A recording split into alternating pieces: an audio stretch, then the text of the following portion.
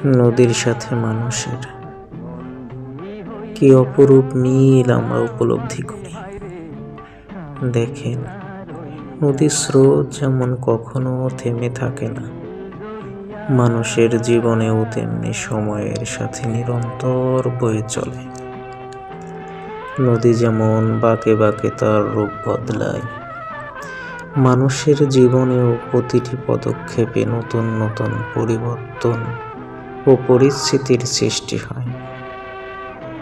জোয়ার ভাটায় নদীর উচ্চতা যেমন কমে বাড়ে, মানুষের জীবনেও সুখ আর দুঃখ চক্রাকারে আবর্তিত হয়। পাহাড়ের বাধা পেরিয়ে নদী যেমন নিজের পথ করে নেয়, মানুষও তার ইচ্ছা শক্তি দিয়ে জীবনের কঠিন বাধাগুলো অতিক্রম করে। নদী যেমন শেষ পর্যন্ত সাগরে মিশে নিজের অস্তিত্ব বিলীন করে, মানুষের জীবনের চূড়ান্ত গন্তব্যও তেমনি এক অমোঘ পরিণতি।